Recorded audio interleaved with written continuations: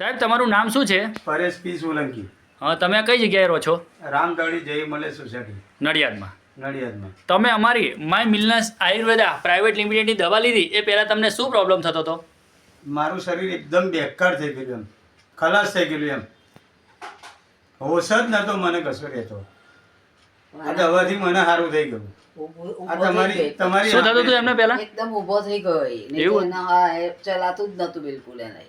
ઓહો, બરાબર. કેટલા દિવસ આપણી દવા લીધી? આ મારા પગે મહિનાથી જો એક મહિનાથી લે છે. આ પગે સોજા સોજા રહેતા આવી ગયેલા તમારે. બધા. ના અમે સોજો નહીં.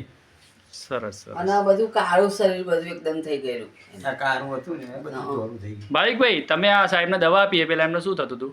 એમને લીવરનો બી પ્રોબ્લેમ હતો, પછી લોહી એકદમ લોહીની ઉણપ હતી, દેખાતું જ ના હોય એ રીતે લોહી હતું, ચામડી એકદમ જાણે સંકોચાઈ ગઈ હોય એવી સંકોચાઈ જ હતી. ગઈ. એમનું આખું બોડીમાં કોઈ અત્યારે અત્યારે જે શરીર એમનું દેખાય છે એના કરતાં એકદમ સુકાયેલા હતા. અને આપણી દવા પહેલાં આપણે 1 મહિનામાં એમનું એમ રિલેક્સ આપી, એમનું પેટ સાફ કર્યું અને એમને લોહી વધારવાની દવા આપી. ત્યારબાદ એમને આ એ ચારેય આપતા મધર લીફ આપણી અને લીવ ડિટોક્સથી એમનું લીવરને ક્લીન કર્યું. અને જે એમને રિઝલ્ટ મળ્યું છે સાહેબ, ખાલી 2 જ મહિનાની અંદર જોરદાર રીતે એમને રિઝલ્ટ મળ્યું છે.